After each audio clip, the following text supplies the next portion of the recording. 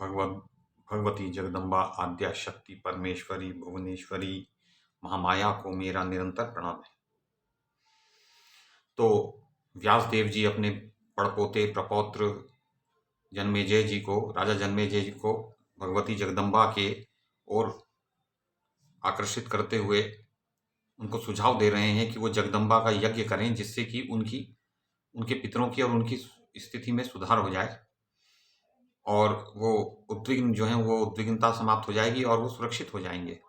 तो राजा जन्मेजय ने पूछा, पितामह, अपार शक्तिशाली भगवान विष्णु तो स्वयं जगत के कारण है, फिर उन्होंने भी जगदम्बा का यज्ञ किया, यह कैसे हुआ? वो तो स्वयं ही इतने शक्तिशाली हैं।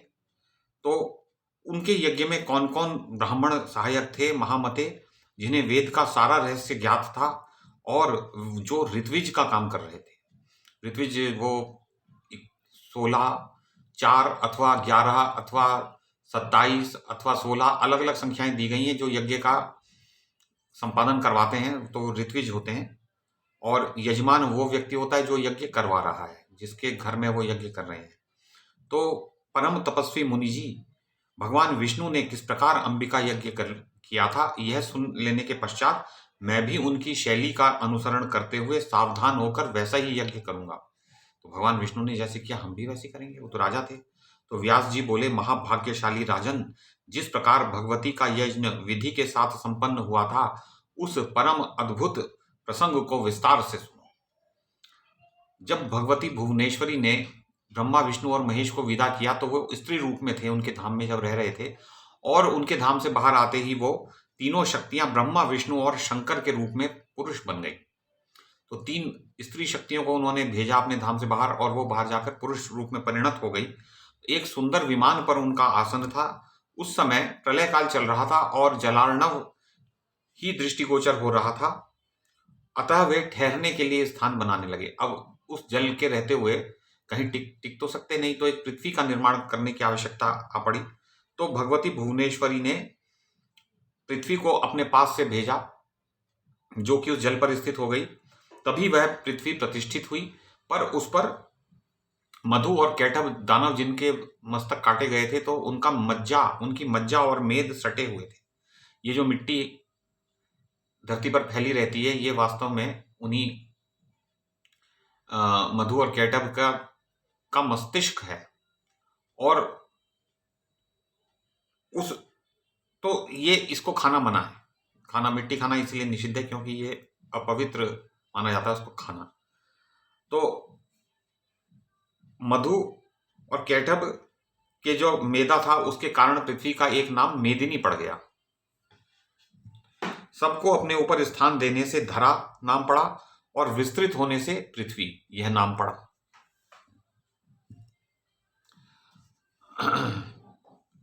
भारी होने से पृथ्वी मही कहलाने लगी। तो मही ना, भर्गो देवस्य धीमहि, तो भर्ग यानी सूर्य देव की जो धी जो है पुत्री अथवा, तो वो मही है पृथ्वी, क्योंकि वो पृथ्वी का पोषण करते हैं। भगवती भुवनेश्वरी ने उस पृथ्वी को शेषनाग के मस्तक पर ठहरवाया, और जिससे कि वो स्थिर रूप से धारण किए रहें। अब पृथ्वी जो है मिट्टी है, अब मिट्टी कैसे संभली रहेगी, वो तो बिखर जाएगी। मिट्टी की अगर आप एक गेंद बना दें तो वो बिखर जाएगी। तो उसके अंदर कीले ठोके, जैसे कि बढ़ई लकड़ी में कील ठोक के उसको बिखरने से बचा लेता है, उसी प्रकार पृथ्वी में पर्वत रूप कीलें जड़ी गई। तो जिसकी वजह से वो महीधर कहलाते हैं, क्योंकि वो पृथ्वी को धारण करते हैं, मही को। भगवती ने अनेक योजन विस्तार वाले सुमेरु नामक पर्वत को दिव्य बना दिया। तो वो दिव्य देवताओं के रहने का स्थान है सुमेरु पर्वत, जो हमें इस समय दृष्टिगोचर नहीं हो रहा, पर दिव्य दृष्टि से वो सब दिखेंगे। जो दिव्य लोक हैं, मानवों के लिए वो दृष्टिगोचर नहीं हो सकते, पर देवता लोग मानवों को जब चाहे देख सकते हैं, क्योंकि मानव उनसे कम है, उनकी अपेक्षा एक स्तर नीचे पड़ते हैं, उनमें मानवों में दिव्यता नहीं है। तो बहुत से मणिमय शिखर उस सुमेरु पर्वत की अद्भुत शोभा को बढ़ा रहे हैं। दक्ष प्रजा और जो ब्रह्मा जी के जो मानस पुत्र हैं, कौन कौन से हैं? मरीचि, नारद, पुलह, पुलस्त्य, क्रतु, दक्ष प्रजापति और वशिष्ठ। तो ये 8 जो हैं इनके नाम यहाँ दिए गए हैं, वैसे तो 10 भी कहे जाते हैं। तो और मरीचि से जो है कश्यप जी उत्पन्न हुए, और कश्यप जी से ये पूरी सृष्टि चली है। तो दक्ष प्रजापति से 13 कन्याएं उत्पन्न हुई। कश्यप जी की उन कन्याओं ने बहुत से देवताओं और दानवों को उत्पन्न किया। तो दक्ष प्रजापति, प्रजापति का अर्थ है जो प्रजा की सृष्टि करे, प्रजा को चलाए, आगे बढ़ा दे, वो प्रजापति हैं। तो ब्रह्मा जी स्वयं प्रजापति हैं, उनके जो मानस पुत्र हैं वो भी प्रजापति हैं। तो दक्ष भी प्रजापति हैं उनके मानस पुत्र होने के कारण, जो ब्रह्मा के पैर के अंगूठे से उत्पन्न हुए थे। तभी से काश्यपी सृष्टि चली। जब कश्यप जी उत्पन्न हुए मरीचि से, तो काश्यपी सृष्टि चल पड़ी, जिसका मनुष्य, पशु और सर्प आदि अनेक जातियों के भेद से विशाल रूप हो गया। तो ये अनेकों योनियां बन गई। ब्रह्मा जी के आधे शरीर से स्वयंभू मनु प्रकट हुए। अब इतना ही नहीं, आधे शरीर से मनु प्रकट हुए और दूसरे से एक स्त्री प्रकट हुई वाम भाग से, जिसका नाम शत्रुपा था। तो मनु और शत्रुपा की जोड़ी बन गई।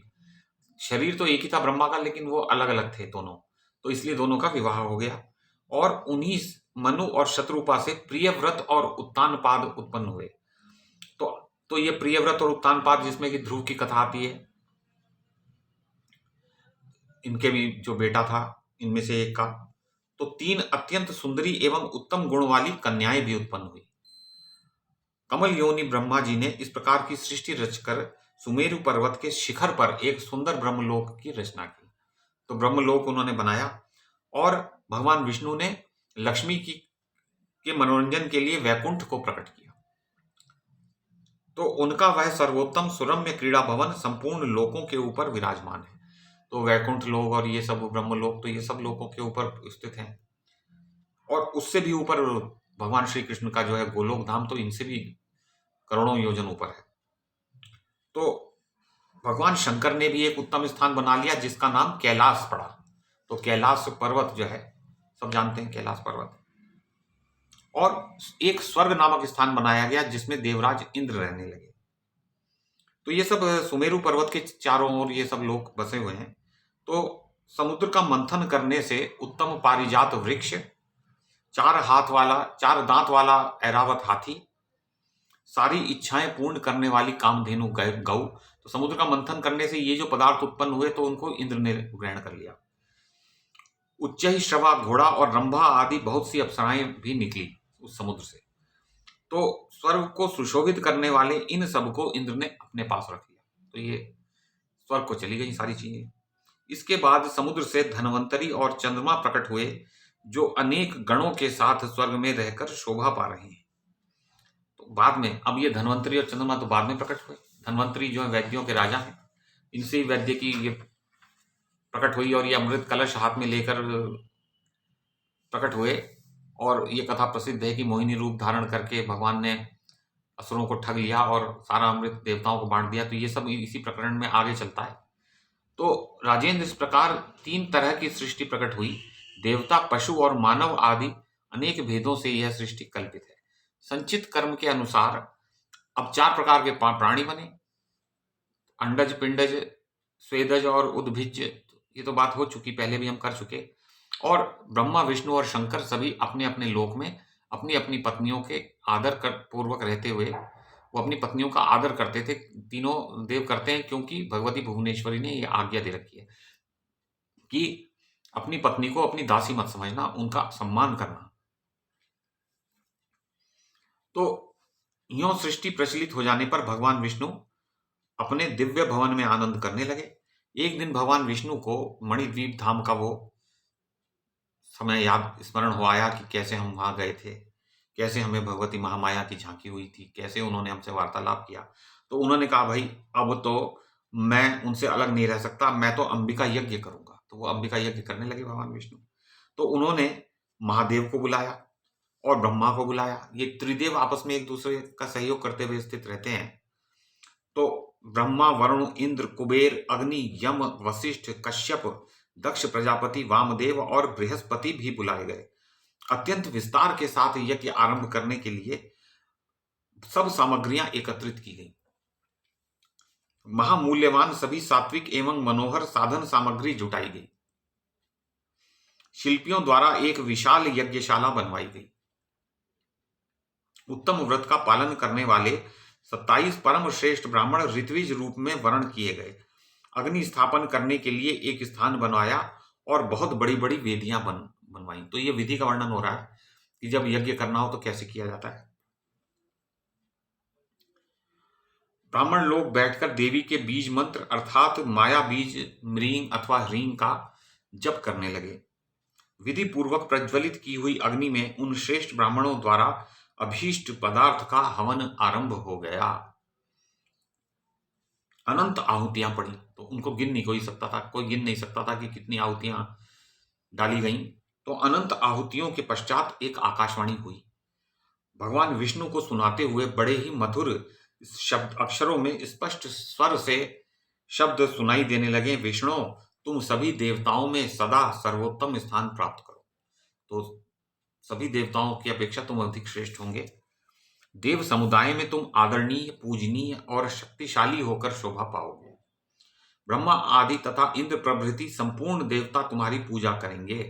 अब ब्रह्मा जी तो वैसे ही जो उनके नाभि से कमल निकला है उस पर बैठे रहते हैं, वो नारायण की जो नाभि कमल से निकला, और विष्णु भगवान तो एक अलग रूप भी धारण करके रहते हैं। तो ये बड़ा एक सूक्ष्म भेद है कि विष्णु भगवान कौन से हैं, कौन ऊंचे हैं, कौन नीची स्थिति में है। तो अब देखेंगे कल देवी क्या कहती हैं भगवान विष्णु को, जबकि उन्होंने इतना बड़ा यज्ञ किया देवी के लिए, इतने लंबे समय तक चलने वाला, तो देवी उनको क्या आशीर्वाद, क्या वरदान प्रदान करेंगी। तो भगवती महामाया जगदम्बा परमेश्वरी भुवनेश्वरी आदि शक्ति जगदम्बा को मेरा निरंतर प्रणाम है।